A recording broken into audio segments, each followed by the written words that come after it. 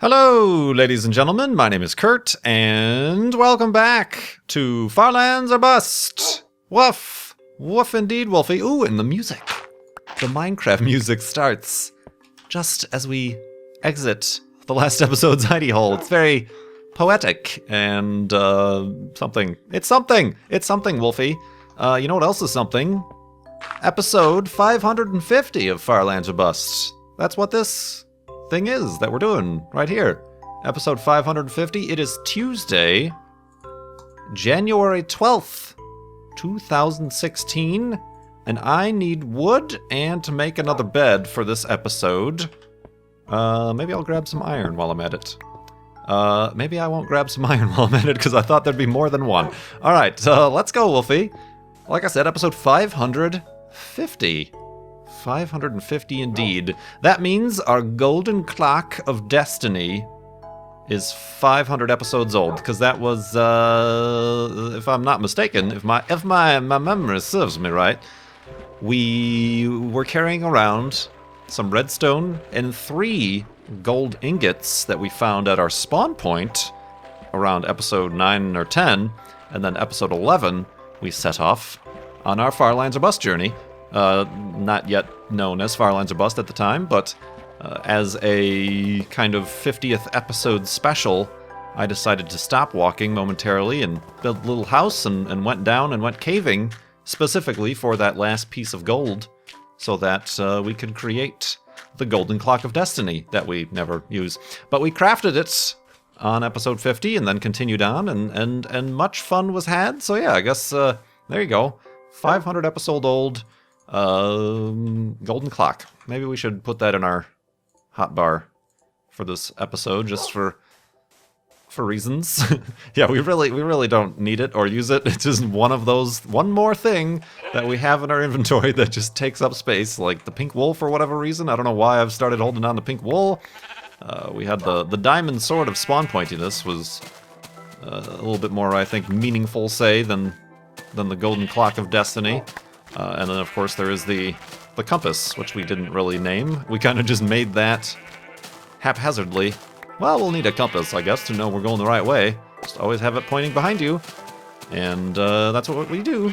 So there it is. It's a compass. But yeah, let's grab those resources that we need. Let's also update everybody as to our Child's Play charity fundraiser at farlandsorbust.com. There is a little tracker widget, upon which there is a button that also says donate, where you can donate to Child's Play charity, and then the amount gets added to that total. Spoilers! And we're trying to raise $60,000 here in Season 6 of the series. Are we going to get to 600 episodes? Most probably.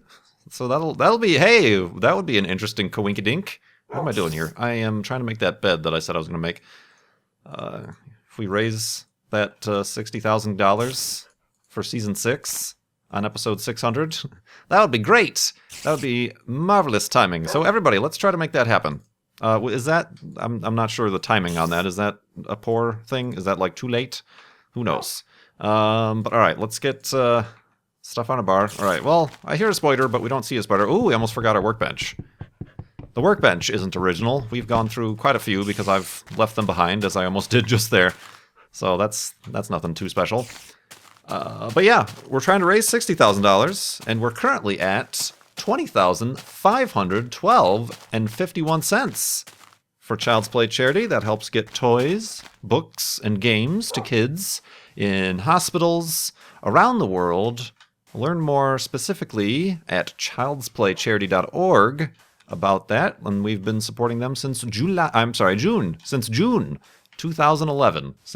2011, we've been supporting as Farlanders, Child's Play charity, and I appreciate the continued support. We'll have to start thinking. We had a nice surge there thanks to the live stream. Maybe I just got to do something every live stream, yeah, maybe this is what I gotta do. I gotta have like little mini goals every single live stream I do, which one theoretically would be happening today. Speaking of programming notes, this week, not on the live stream. I think we've done enough computer building on live streams. But this week I have got to buckle down and finish this computer build because it's literally not progressed anymore since last Tuesday's live stream where we built the computer or started to build the computer on stream. It's right there on my desk. I will say that 2 hard drives have been mounted. Not plugged in or anything. They've just been mounted in their cage. That is all the progress that has been made on the computer build. So I think I'm gonna really like buckle. Is that what I said? Buckle down? Is that even a term? Buckle. Buckle knuckle. I think that might be a term. Hunker down. I'm gonna get down and get funky and get this computer built. I did. After I record this episode, I am going to crack open this computer that I'm currently on and take out the games hard drive because I recently, there it is back there. I recently cloned this one back to its original smaller solid state drive, the 120 gigabyte that I ran out of space in. So I'm going to put the new 500 gig one, or the current 500 gig one in the new computer. That's one of the benefits of building your own computer is you can just harvest parts like zombies from current systems and whatnot. So we'll be doing that. So yeah, I want to get that up today. So I'm saying that because there might be a lot of the games I've uninstalled already, and there might be a little bit of a lull of like newish videos. Certainly, I haven't gotten around to continuing Rise of the Tomb Raider, even though that's a console game, but same difference. I might have a chance. Maybe that's the game I should record to keep stuff up. But just Farlands or Bust, and we have Formula 1 going up, and got a little bit of Rocket League with the Dream Crushers, and I think that's kind of about it that I've got going. I've got another kind of walking simulator game that I pre-recorded that should be coming out this week as well. But yeah, it might be a little bit low in the content. I'm also setting up the patron Minecraft server, since I got very good response there, so I'm working on that. I'll be consulting with the appropriate patrons about sort of server rules and what we want out of the server and themes, and perhaps if anybody wants... Oh, God! Watch where you're... Oh, God! Okay, I don't know if you saw that creeper. Yeah, now you did. I turned around to look where Wolfie was and waltzed right into a deadly crevasse with a creeper on the bottom. Didn't take any damage, though. Those diamond boots, however, are not going to be lasting. Those are the diamond boots of Season 6-ness. Isn't that when I made them? Or episode 500. Yeah, I made them on episode 500. They've lasted 50. So they're a tenth as durable at the moment as a golden clock, which I said I was going to hold in my inventory, but I haven't done nothing of the sort. So yeah, a little bit of a lull. I'm going to set that stuff up, get all the patron awards out, rewards, and get that up and running. So this week, a little bit of a video lull maybe, but when I return, look forward to magical high definition resolution. Well, the same resolution, but you know, a lot more stuff. I might, specifically racing games. I think I'm going to want to start to record like things like those Assetto Corsa videos, a dirt rally specifically. I'm already doing Formula 1. That's more for technical reasons. At 60 frames, they tend to look better. Get a little bit more, less of that artifacting that I normally get out of racing games due to the YouTube compression. I can't do like console games. Those are still going to be... Have I been going the wrong way? I feel like I've been going the wrong way here. Yep, we've been going the wrong way a little bit. Well, we zeroed out that y-axis, I guess, or x-axis, and perhaps have gone into the positives. The positives? The positives. So yeah, just wanted to make a little bit of a notation for that, but I'll keep up the Farlands. And maybe, well, probably not next week's. Something's going to say, maybe the next episode will be recorded on the new computer. No, maybe next week's Farlands and Bustuses. We'll see if this view distance gets any better. I mean, I've got the same amount of RAM. I will eventually get another 16 to get 32 total. but yeah, I don't know if it's a processing issue or just the game itself. I just feel like the chunks loading in the distance is a little bit... it's a bit lackluster. But I do have some good news. Happening news. Whoa, I can't seem to stay... There we go. Whoop, this is kind of a tall... Is this 4 tall? It might be. Who knows? No, it's not. It's 3 tall. So, some news from Kurt J. Mac. Me, that's me. I'm a guy like me. In the morning.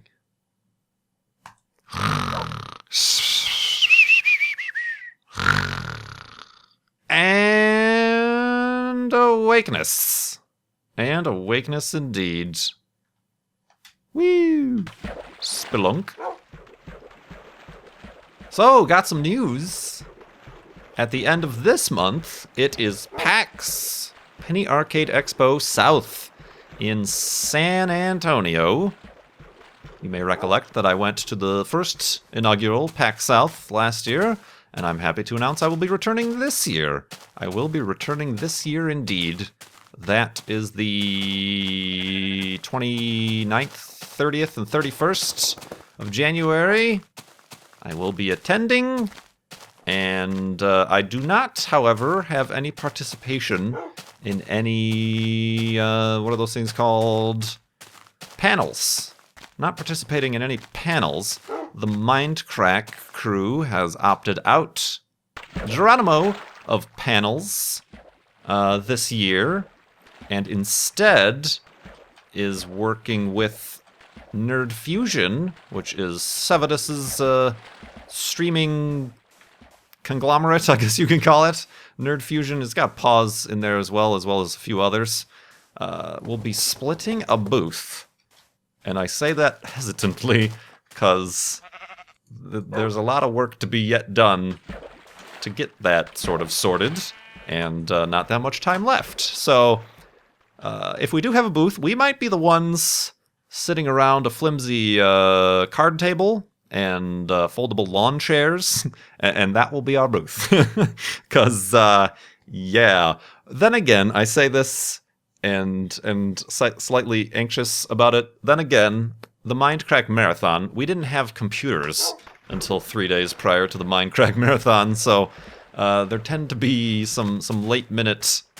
not that I'm, wanting to relax and depend on it, but there tends to be the way we, as Mindcrack and just YouTubers in general, tend to put things together.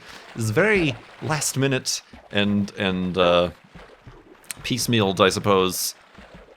Ooh, that tree's got a dirt growth.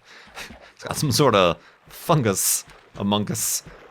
So yeah, that's going to be happening. I did want to consider, since there isn't going to be a panel or anything, and the majority of the time we'll be busy manning the booth that may or may not exist, manning the empty space in the floor that we have reserved. I did want to consider, I felt a little bit bad for not doing anything outside of PAX Prime last year. We used to do it with Mindcrack, but that started to bring a crowd that could cause some crowd control and or legality issues. There are certain laws in certain cities and places that say there can't be certain gatherings without a permit or whatever. So I feel like, and let me know what you think, there might not be enough demand for it, but I feel like maybe doing outside, for the people who can't get tickets, although tickets are still available, passes are still available for PAX South at the time I'm speaking, I think.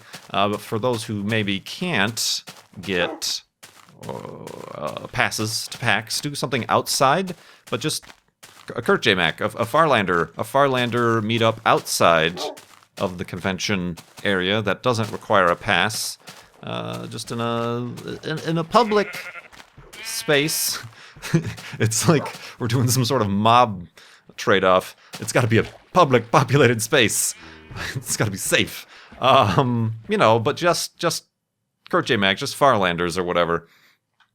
So I'm thinking of maybe setting that up. Maybe I'll talk about that more today/tomorrow from when I'm recording this at the live stream or whatever. But I feel like that might be something I'd be anxious about, but I'd be comfortable setting up. And I figure just being little old me, I don't think we'd have to worry about crowd control or anything like that. So yeah, that's just a thought I had. Again, trying to stick with the theme of 2016 of less stress, a little bit more appreciation for fans, just relaxed, casual, no tie required. Just, keep things simple. So we'll look into that. And it might be one of those things where I have from last year, I have like an idea of an area that I think I would like, but it always depends on weather and location and availability. But it might be one of those things I was trying to say where I'm like, okay, I'm going to announce it the day before on Twitter, so keep an eye on that. I'll try to keep everyone abreast of the situation. But yeah, I'm looking forward to another PAX. This time PAX South. I suppose I tend to forget that. I tend to get a little bit into a groove on my own here, and I don't know if it affects me or not, but there tends to be some noticing of like, maybe I should hang out like with people more. Perhaps I should have more face-to-face social interactions, because certain mind spaces go to certain ways, and it's like, maybe this locking yourself in a room and recording videos all day isn't as healthy as a constant thing as one would assume. So I'm looking forward to that in regards to there, but we'll see about the booth though, because all right. So no stress free. All right, Wolfie, I'm gonna have you sit, and I'm gonna do this. Whee! Oh, that was very symmetrical. That just happened right there. Good job, sand, gravity, and whatnot. But yeah, I think that's up to speed on all of our news and upcoming events. Let's get to some questions from donors to Child's Play charity. This one from Torin Darkflight has a couple questions. As of this writing, which was possibly a couple weeks ago, the Powerball lottery jackpot is up to 400 million. I think it was like 800 million and nobody won, so now it's going to be like a billion or something. After any desired charitable donations, what would you do if you won the lottery? Well, you can't win if you don't play, and I don't play because it's not a winning situation. It's I'm on the side of a critique of public government lottery systems. I could get into details, but there's plenty of data and information and videos and just articles about how the lottery system is no good for what they were intended for originally, and then for the people who play. It's oft called a tax on those who failed statistics class, or a tax on the poor even, and you could say a tax on the poor, and it sounds kind of like being harsh to the poor, but it really is. It's more of a reflection of the economy and the system we live in versus, saying, "Oh, poor people are dumb." That's not the case. It's kind of a desperation thing that takes over, I think, and it's gambling. It's legal. State-sponsored gambling is what it is, and I'm not a fan. So I've never purchased a lottery ticket in my life. I would recommend you not do the same. It's, when you really look into it, it's a sad state of affairs, but enough of the sadness. What would I do if I won the lottery?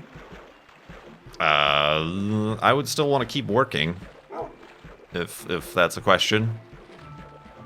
Like, I don't know, like, even, like, people have a set date for retirement, or I'm going to retire, and blah, blah, blah. I'd still want to be working, still want to be producing, making, creating something. So yeah, I don't know. I've gotten these questions a lot, like, oh, if you had $1 million, what would you buy, and you can't give it to charity or give it to anybody else or whatever. I honestly have no idea. I wouldn't I wouldn't even... I don't even have a plan, because that's never going to happen. So it's yeah, I mean... I don't... some cars, take care of my family, and whatever that would need be. I'm sure, who knows?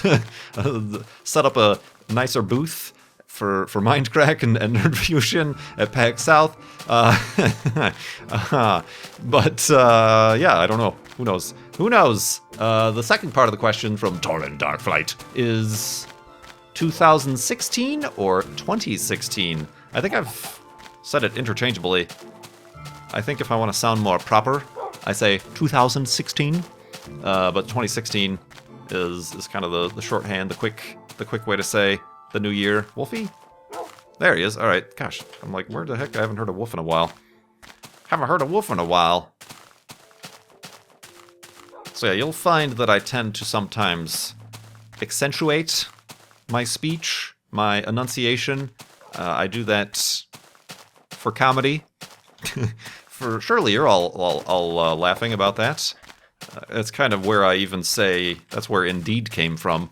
Is it's, you know, I could say okay or or, you know, whatever a reasonable person would say to be in agreement with something or put some sort of emphasis on what they're saying. But I say Indeed just because I think it's kind of a funny. It's just a funnier word. It's a funnier sounding. It's not even about what the word means or anything like that. It's just funnier sounding, and it's not usual. It's not usual. Indeed, Wolfie? Indeed. Let's go to sleep. Let's check out these awesome little mountain plateaus over here in the morning.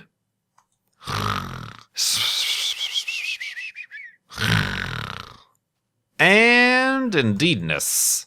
Indeedness, indeed. Even when I say, like, a situation, I call something a situation. Well, that's a strange situation right there. Boy, I accidentally put my my pants on backwards. That was a weird situation. You know, even saying just the word situation is kind of just a way to over enunciate what you're saying. So yeah, I'll sometimes say 2016 or 2016 after the Common Era. Got a question from Melissa Craft. Melissa Craft. Now that's a weird tree. That tree has been completely taken over by the dirt virus, the dirt fungus, and has become completely made of dirt. Nope, that doesn't go really that far down.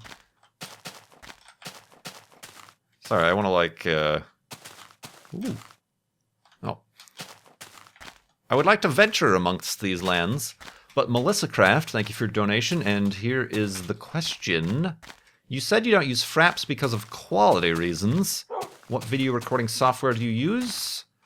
What do you recommend to use for high-quality gaming videos on YouTube? Do you still use Vegas Pro? Is it worth the $600 to pay for the full version?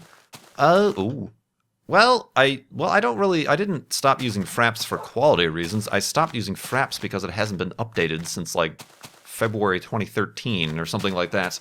I just didn't feel it stable enough and up-to-date enough to keep working with, and I just went on the recommendation.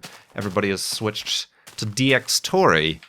DxTory, and the reason I switched to that is because we can record my microphone, that thing, but the microphone track separately from the game or computer audio track, which is something, if you've watched my series from way back in the day, you know I always struggled with audio, and I would, like Cone Dodger currently does, record his mic audio in a separate program, even Audacity, but then I was finding that was slowing down my recordings and really making for a mess in editing of trying to sync things back up, you know, so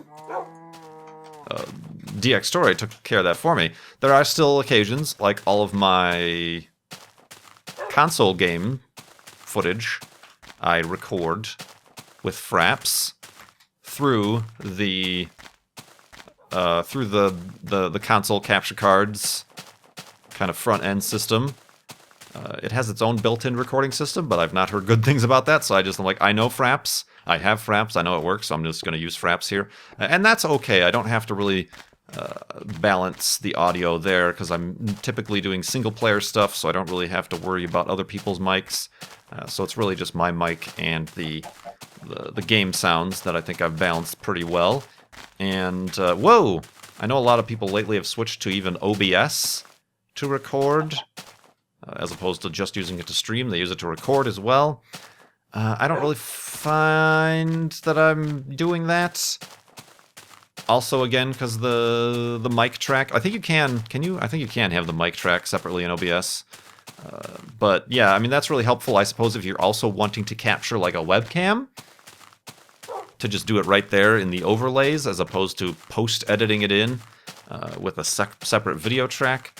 So that I could find useful, and I suppose if you've already got OBS, it's free. It works. It does its job. It's a little bit more complicated on the end user to set up properly for recordings or whatever, but it works. It works, and that's sometimes a reason why some people will accidentally start streaming when they intend to record instead. But yeah, I don't. I use primarily DxTory. It works. It works, and it allows me to play video games. The problem with Fraps is that it will reduce the actual like frames to your recording frames. So that's a problem. I think that's what it does. I don't know. It seems like that's what it does. Also, the Fraps video files are huge. So really, I mean, video quality-wise, Fraps is actually quite good. But as far as like editing is concerned, ease of use, DxTory I've found to be better. So yeah, I use DxTory. I still use Vegas Pro. I suppose if you're just starting out, you should probably, and you like don't know any software, you should probably try to learn Adobe. What is it? Premiere, I think is what it's called. My problem is that I started using Vegas, learned it. I tried to use Premiere because it's included with the Adobe suite if you get that bundle anyway. And I'm like, this is an alien language to me. I can't figure out how to even like get a frickin' video on the timeline. There is no timeline. There is a timeline, but it's not a timeline. It's not a visual drag and drop system. So I kind of,